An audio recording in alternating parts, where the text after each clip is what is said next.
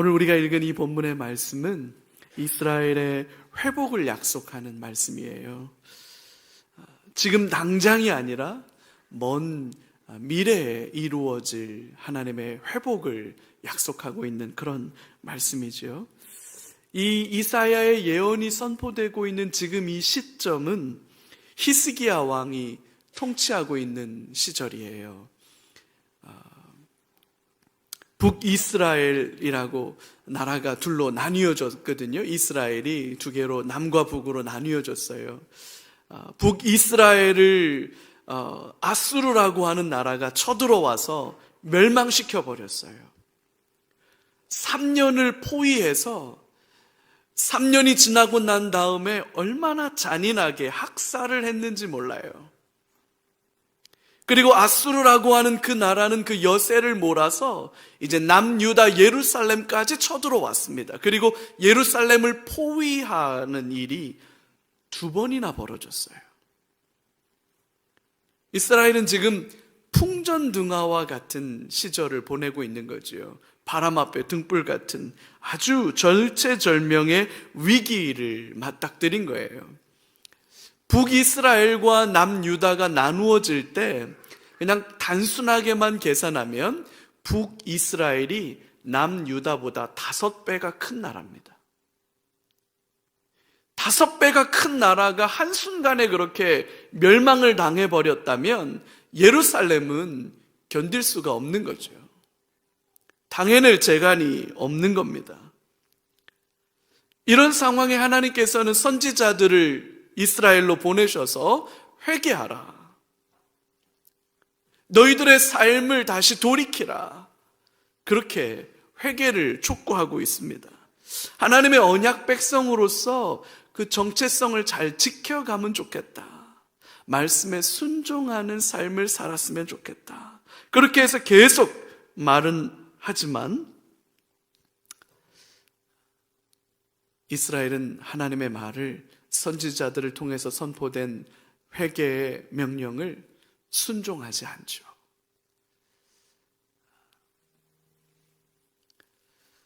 결국 하나님의 심판이 임합니다. 바벨론에 멸망당하는 거죠. 예루살렘 성전이 무너져 내리고요. 그 전쟁 속에 수많은 사람들이 죽습니다. 더 큰 문제는 그 죽은 사람들보다 훨씬 더 많은 사람들이 포로로 끌려가서 죽음보다 못한 삶을 살게 된다는 거예요. 돌이켜 회개하라. 하나님의 말씀 앞에 온전히 순종하라. 약속을 받은 언약 백성답게 살아야 된다. 선지자들이 그렇게 누차에 걸쳐서 말했는데, 그러지 않으면 심판이 임할 거다라고 경고했는데 이스라엘은 결국 실패하고 말아요. 근데 여기서 끝나면 너무 슬프잖아요. 성경의 이야기는 그 다음으로 이어지는 거예요. 오늘 우리가 읽은 이 본문의 말씀이 이걸 약속하는 거거든요. 그 포로로 끌려간 자리에서 하나님은 예루살렘, 이스라엘을 다시 회복시켜 줄 거다. 다시 돌아오게 할 거다. 그 약속을 주고 있는 거예요. 그래서 오늘 이 본문의 말씀에 하나님이 다시 회복시켜 줄 거다, 다시 고쳐줄 거다라고 하는 그 말씀을 본문은 뭐라고 표현했냐면 그걸 새 일이라고 표현해 놓은 거예요. 보라, 내가 새 일을 이루리라. 보라, 내가 너희를 다시 회복시켜 줄 것이고 고쳐줄 것이다. 그렇게 선언하고 있는 거지요. 여러분, 2024년 한 해 저와 여러분들의 심장에 이 약속의 말씀이 새겨지기를 주의 이름으로 축복합니다. 하나님이 저와 여러분들에게 놀라운 새로운 일들을 이루어 가시기를 기도합니다. 회복의 일들이 시작되기를 주님의 이름으로 축복합니다. 우리의 수치와 부끄러움을 끊어내고 소망과 기쁨을 약속하시는 하나님의 새 일이 시작됐으면 좋겠어요. 할렐루야. 여러분 눈동자에 그게 되겠나? 될 겁니다. 우리 하나님이 일하실 겁니다. 그 하나님을 신뢰할 수 있기를 바라요. 그래서 오늘 이 본문의 말씀이 하나님의 약속의 말씀인데, 이 말씀을 통해서 저와 여러분들이 올 한 해 붙잡아야 할 소중한 기도 제목들을 붙잡는 은혜가 있기를 바라고요. 그 기도 제목이 여러분들의 삶에 온전히 이루어져 가는 것을 여러분이 직접 경험하실 수 있기를 소망합니다. 먼저 오늘 우리 본문 속에서 한번 먼저 살펴봐야 될 한 가지가 있어요. 새 일을 이루시는 분이 누구신가라고 하는 거예요. 우리 안에서 새 일을 이루어 가시는 분이 누구시고 그 하나님은 어떤 하나님이시냐라고 하는 거예요. 여러분, 중요한 건 우리 안에 새 일을 이루어 가시는 건 내가 아닙니다. 하나님이십니다. 하나님이 이루어 가시는 거예요. 여러분, 우리는 햇빛을 만들 수 없습니다. 우리는 바람과 구름을 만들 수 없어요. 저와 여러분은 비가 내리게 할 수 없습니다. 그건 하나님이 하시는 거예요. 우리가 해야 될 일은 뭡니까? 씨를 뿌리는 거예요. 잡초를 뽑아주는 거예요. 열매를 거두는 거예요. 그건 우리가 할 수 있는 일이에요. 우리가 할 수 있는 일과 또 우리가 해야 하는 일과 하나님이 해주시는 일, 하나님이 하셔야만 하는 일, 여러분 그 사이를 잘 구별하는 게 지혜인 줄로 압니다. 하나님이 하시는 일을 내가 하겠다고 달겨붙으면 안 되는 거지요. 거꾸로 내가 해야만 하는 일을 하나님이 자꾸만 하시라고 하나님께 밀어드리는 것도 지혜가 아닌 거예요. 우리는 파도를 만들 수는 없어요. 파도가 만들어지는 건 하나님이 하시는 거예요. 우리는 그 일어난 파도에 보트를 가지고 가서 윈드서핑 하는 거예요. 파도를 타는 거예요. 그건 우리가 할 수 있는 일인 거예요. 하나님이 하시는 일, 하나님이 이루시는 일들을 붙잡고 여러분들이 해야만 하는 일, 그것을 충성스럽게 감당해가는 저와 여러분들 되시기를 바라요. 오늘 새 일을 이루어주시는 하나님이 당신을 이렇게 우리에게 소개하고 있습니다. 15절에서부터 17절까지 상세하게 하나님께서 말씀하시는데, 여러분 같이 한번 읽어요. 15절 같이 읽어요. 나는 여호와 너희의 거룩한 이요 이스라엘의 창조자요 너희의 왕이니라. 나 16절도 같이 읽어요. 나 여호와가 이같이 말하노라. 바다 가운데의 길을, 큰 물 가운데에 지름길을 내고, 17절 병거와 말과 군대의 용사를 이끌어내요. 그것들이 일시에 엎드러져 일어나지 못하고 소멸하기를 꺼져가는 등불 같게 하는. 여러분 보세요. 나는 여호와다. 나는 창조주다. 나는 너희의 왕이다. 바다의 길을 만들고 바다의 지름길을 만들고 큰 군대, 병거와 군사와 말, 그 큰 군대, 이 군대는 누구를 가리키겠습니까? 이 군대가 바벨론의 군대를 말하는 거예요. 그 큰 군대를 한순간에 엎어버릴 수 있는 하나님이다. 그렇게 말하고 있는 거예요. 새 일을 약속하시는 하나님이 마치 취업을 준비하고 있는 취준생이 우리의 입사를 결정할 인사부장님 앞에서 면접을 보는 것 같이, 나는 이런 자격증이 있습니다. 나는 이런 전공을 했습니다. 나는 이런 직업의 경험을 가지고 있습니다. 나는 이런 부모님 밑에서 컸습니다. 라고 말하면서 자기를 막 설명해서 제발 날 좀 뽑아달라고 자기를 이렇게 어필하고 있는 취업 준비생인 듯 하나님은 지금 당신을 우리에게 그렇게 소개하고 있는 거예요. 왜 이렇게 하시냐는 거예요. 왜?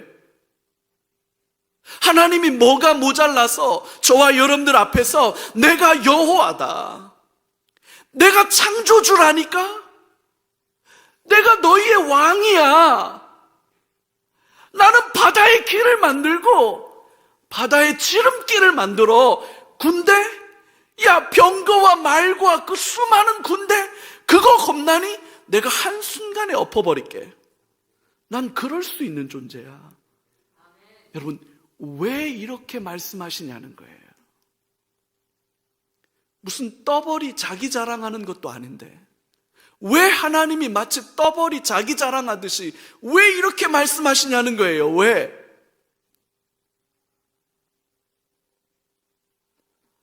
내가 새 일을 이룰 거다. 근데 안 믿어요. 못 믿어요.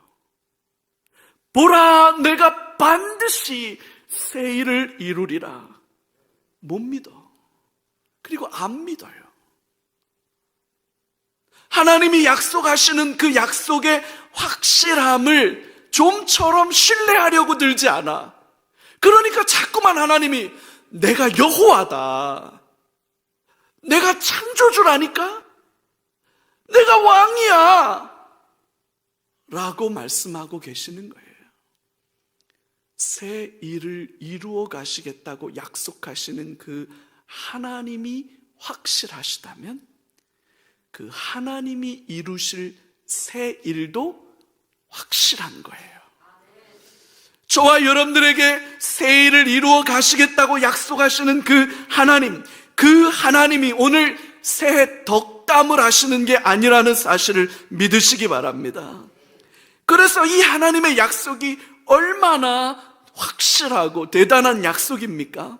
여러분, 내가 아닙니다. 하나님께서 하실 겁니다. 그럼 나는 뭐를 해야 합니까? 나는 하나님이 하실 일들을 기대하고 하나님이 하시는 그 새로운 일들에 동참하고 그 대열에 서서 이 일을 이루어 가시는 하나님을 찬송하는 거예요. 예루살렘아, 여호와께 노래하라. 우리는 그 하나님을 노래하는 거예요. 하나님이 이루실 거기 때문에.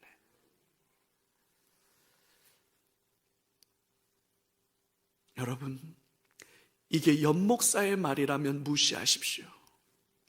연목사의 말은 아무것도 아닙니다. 연목사는 아무것도 아닙니다. 연목사의 말이라면 무시하시고 그냥 돌아가셔도 상관없습니다. 그러나 여러분, 이 말씀을 하시는 분이 살아계신 하나님이시라면 여러분, 두려운 마음으로 믿으시기 바랍니다. 하나님이 이루실 겁니다. 두 번째로, 오늘 이 본문 속에 하나님이 이루시는 그 새 일을 경험하는 사람이 있는 반면에 안타깝게도 하나님의 일을 경험하지 못하는 사람들이 있다고 말씀하십니다. 장애물이 있다는 거예요. 장애물을 넘어서야 된다고 오늘 본문이 말하고 있습니다. 18절이거든요. 우리 18절 같이 한번 큰 목소리로 읽습니다. 너희는 이전 일을 기억하지 말며 옛날 일을 생각하지 말라. 옛날 일에 묶여 있으면, 이전 일에 대한 생각에 여전히 매여 있으면 하나님이 이루실 새 일을 경험하지 못한다는 거예요. 그래서 이전 일을 생각하지 말고 옛날 일을 말하지 마라, 그렇게 말하는 거예요. 그럼 뭐가 이전 일이고 뭐가 옛날 일일까요? 우리를 묶고 있는 장애물, 그 방지턱이 과연 뭘까요? 먼저 생각해 볼 건, 이거는 말씀에 대한 불순종을 가리키는 말일 거예요. 아까 서론에서도 제가 말씀드렸지만 히스기야 시대에 아수르가 쳐들어와서 예루살렘을 포위했을 때 하나님은 극적으로 이스라엘을 구원해 주셨어요. 그러면서 수없이 선지자들이 이스라엘을 향해서 외쳤던 말이 있습니다. 회개하라, 돌이키라, 하나님 앞으로 돌아오라. 거룩함과 온전함으로 다시 돌아오라. 누차례에 걸쳐서, 이사야만 그랬습니까? 아모스, 호세야, 수도 없이 많은 선지자들을 보내서 하나님께서는 이스라엘에게 회개할 것을 촉구했습니다. 근데 여러분, 말 들었습니까? 안 들었습니까? 안 들었어요. 불순종이지요. 근데 여러분, 여기서 오해하지 말아야 되는 게 하나 있어요. 여기서 말하는 불순종이라는 것이 대놓고 거역하다는 뜻이 아닙니다. 그건 반역이고요. 이스라엘이 불순종해왔던 역사, 그 불순종의 대가로 바벨론의 포로로 끌려갔던 거고, 그래서 죽음보다도 못한 포로 생활을 하고 있는 거잖아요. 그 죽음보다 못한 포로 생활에서 하나님은 다시 회복시켜 주겠다는 이야기를 하고 있는 거잖아요. 그러면 옛날 일이라고 하는 것, 이전 생각들이라고 하는 것은 불순종을 가리키는 게 맞아요. 그게 어떤 의미냐? 순종하는 척만 했다는 뜻이죠. 옹색한 변명을 늘어놓으며 자기 자신이 순종하지 못하는 것을 합리화하려고 했다는 거죠. 바빠서요, 피곤해서요, 돈 좀 벌고 나서 할게요. 이것도 붙잡고 저것도 붙잡는 양다리 우상 숭배를 했다는 말일 거예요. 잘못 형성된 습관들, 관행들을 가리키는 말일 겁니다. 여러분, 첫 단추를 잘못 꿰면 그 다음부터 줄줄이 어긋나는 거예요. 왜 이렇게 어긋났을까? 왜 이렇게 틀어졌을까? 왜냐하면 첫 단추가 잘못 깨졌기 때문이에요. 중간에서 수정한다고 되는 게 아닙니다. 처음 자리로 다시 올라가야 돼요. 첫 단추를 다시 꿰야만 수정이 되는 겁니다. 여러분, 새롭게 다시 시작해야만 하는 거지요.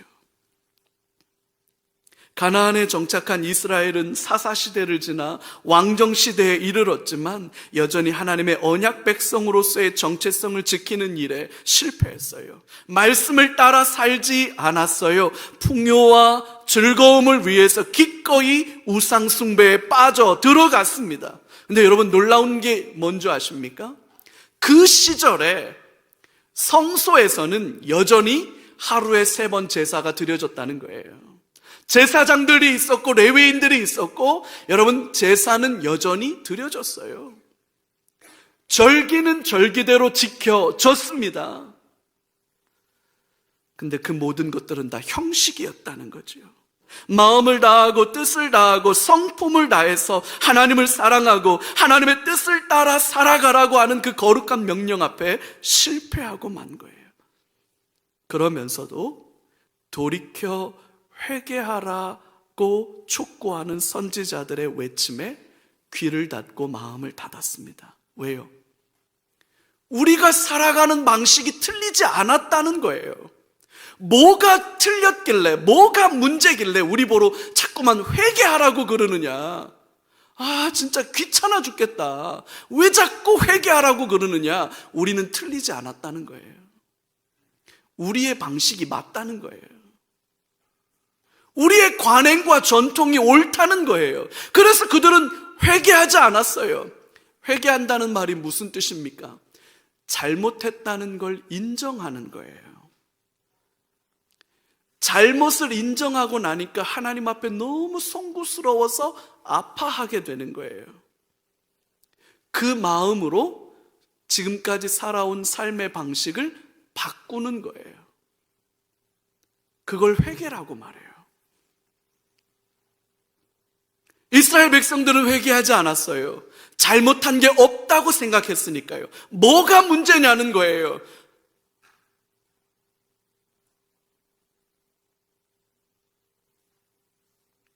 어그러진 기준과 질서를 여전히 붙잡는 거지요.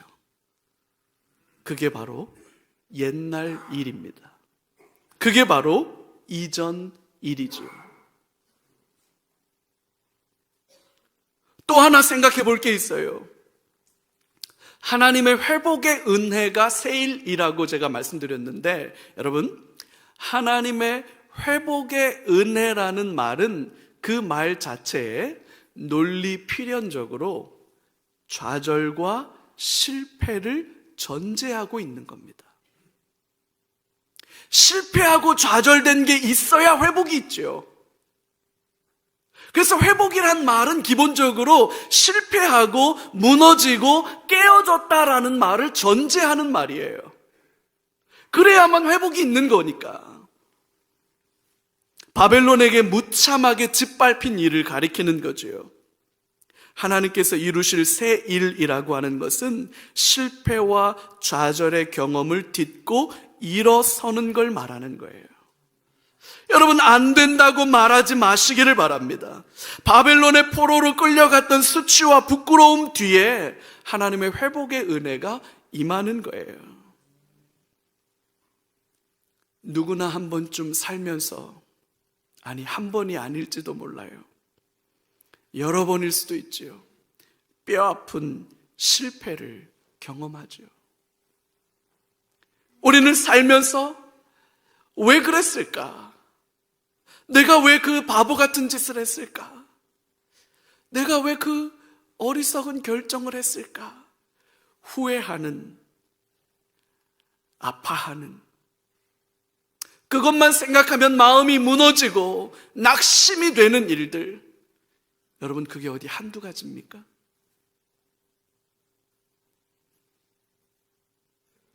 우리는 다 실패와 좌절의 쓴뿌리들을 가지고 살아요. 여러분, 진짜 마음 상하고 하나님 앞에 슬픈 게 뭔지 알아요? 실패와 절망이 너무 크면 사람이 아주 꼬꾸라진다는 거예요. 다시 일어설 희망과 용기를 아예 잃어버린다는 겁니다. 상처가 너무 깊으면, 그 좌절과 낙심이 너무 깊으면 그게 절망이 됩니다. 그 절망이 너무 깊으면 어두움이 되지요. 사람들이 이 어두움에 사로잡히면 하나님이 이루실 새 일을 기대하거나 바라보지 못합니다. 이게 바로 무기력이라고 하는 거예요.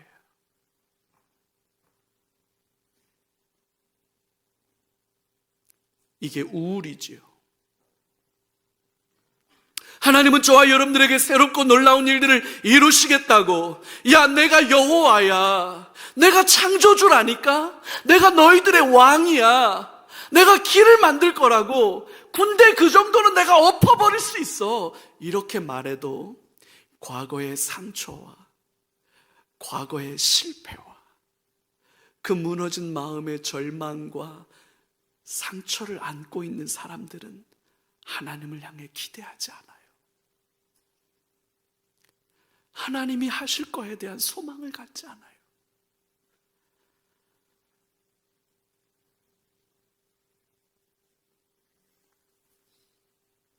여러분, 2023년도까지 지난 한 해 동안 살아오시느라고 애 많이 쓰셨습니다.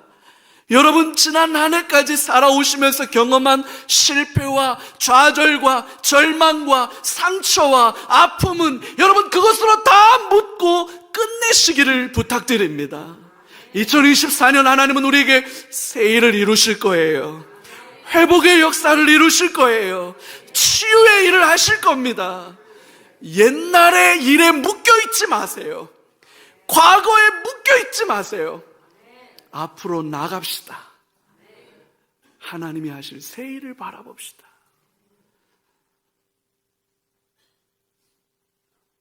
이제 옛날 얘기하지 마요.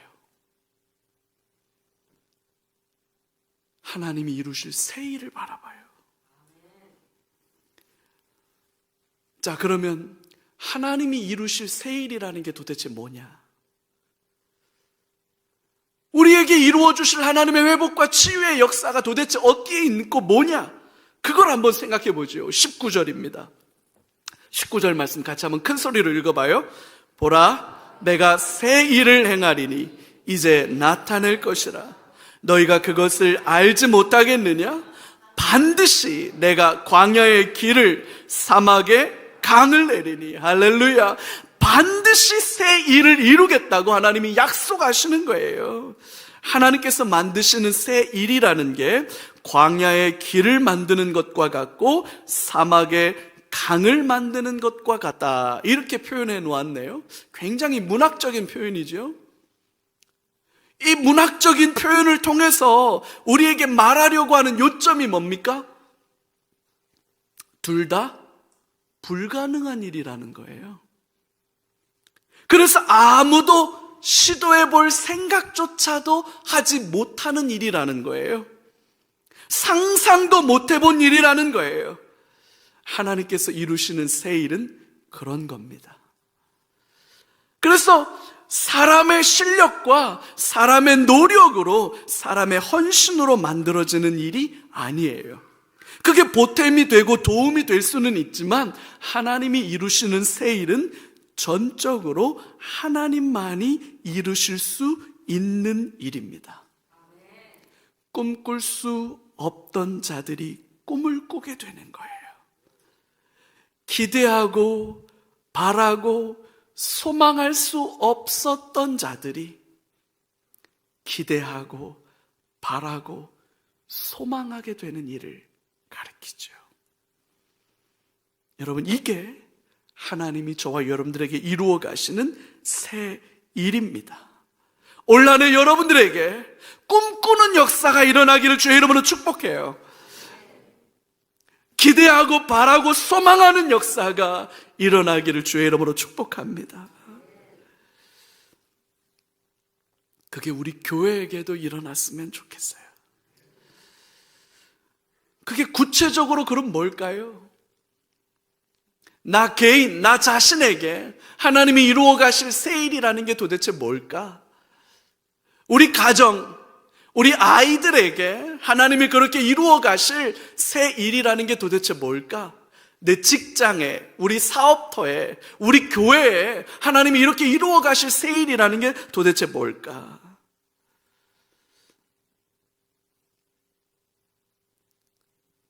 그걸 궁금해하는 마음으로, 그걸 기대하는 마음으로 하나님 앞에 기도의 자리에 나아가시는 여러분 되기를 바랍니다. 선물을 주셨어요. 새 일이라고 하는 치유와 회복이라는 그 선물을 하나님이 우리에게 주셨는데, 우리가 이 선물의 포장지를 뜯고 언팩, 개봉해야 해. 기대하고 설레는 마음으로 하나님이 주신 선물을 이렇게 열어갈 때 저와 여러분들에게 선명한 하나님의 새 일이 드러나게 될 줄로 믿습니다.